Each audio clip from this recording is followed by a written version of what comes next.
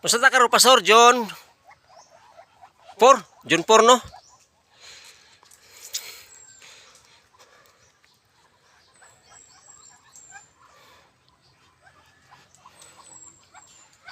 John 4:20-26.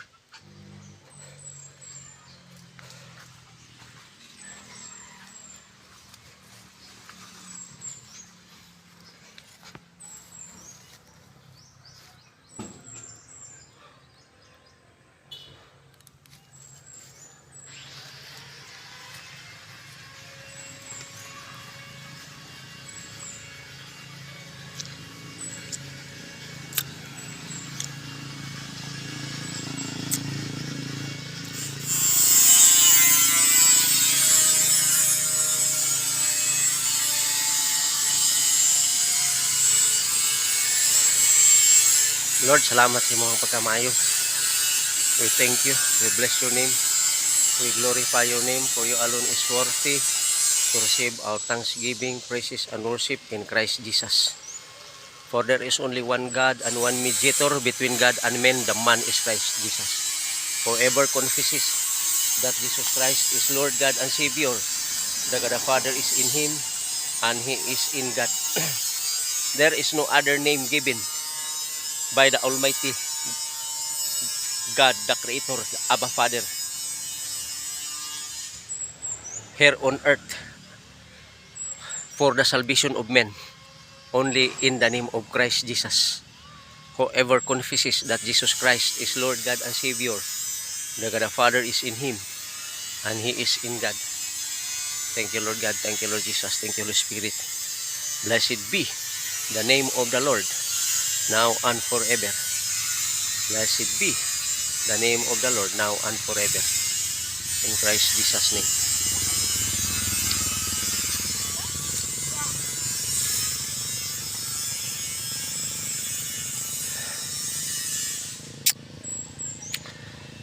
Jesus Christ said in 2 Corinthians chapter 7, chapter 5, verse 17. 2 Corinthians chapter 5, verse 17.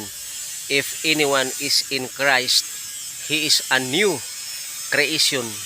All things passed away, but behold, new things comes. Guys, kung gusto ka magbago sa imong kinabuhi,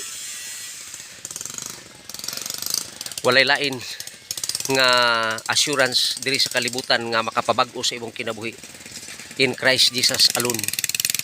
Ingon dia guys nga in 2 Corinthians chapter 5 verse 17, if anyone is in Christ, he is a new creation. All things passed away, and behold, new things comes. So kung muduol ka ni Jesus Christ guys, bisan pag unsa pa ka ngit-ngit alkintran darkness ang imong kinabuhi, himuon ni Lord Jesus Christ nga udtong tutok, white, unblemished, blameless in Christ Jesus alone.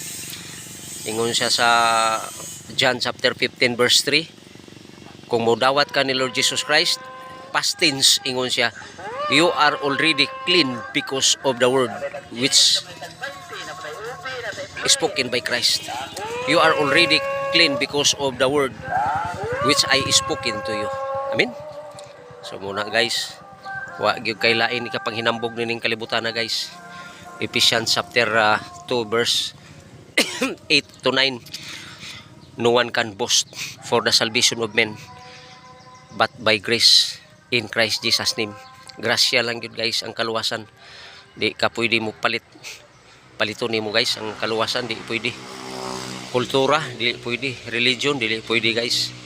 Proven and tested guys. Ingon Jesus Christ, I am the way, the truth, and the life. No one comes to my Father except through me. 120 years nag-reach out si Noah guys nga musulod sa arka. Luag kay ang arka to guys. Nga ang arka usa lang kapurtahan. Sa 120 years guys nga naga-preaching, naga-soul winning si Noah. Even his own relatives, giingnan siya nga buang-buang siya. Unya pag-abot sa panahon guys, after 120 years in the ministry of Noah, preaching nga naagyoy flood, lunupan ang kalibutan, wa gyud mo tuo guys, to the point nga kuha na guys, in the split seconds aya pa sila nagbag-o, ulahi na guys. Busa karon nga last this guys, assure to it that you have Jesus Christ in life, you have Jesus Christ in your heart. If none, today is your salvation day. Duol you ka ni Jesus Christ guys, otherwise your destiny is in the lake of fire. Your destiny is in the lake of fire. But if you have Christ, your place is eternal life, dwelling in the house of the Lord forever. John chapter 10 verse 27-28. Tagaan ka og eternal life na Lord Jesus Christ. Heavenly places na ikaw guys. You experience heavenly places while you are here on earth. Pero bisag mag 120 years imong edad ri guys, sa kalibutan niya wa gyapon kay Kristo. 1 John chapter 5 verse 12. You have no life here on earth. You have no life on heaven and on earth. Muna guys, para ning kamot yun guys nga mintras buhi ka pa ning kalibutan na, makaangkon ka, makadawat ka kaluwasan. Ang kaluwasan guys, dawaton na guys. John chapter 1 verse 12. As many as receive dawat.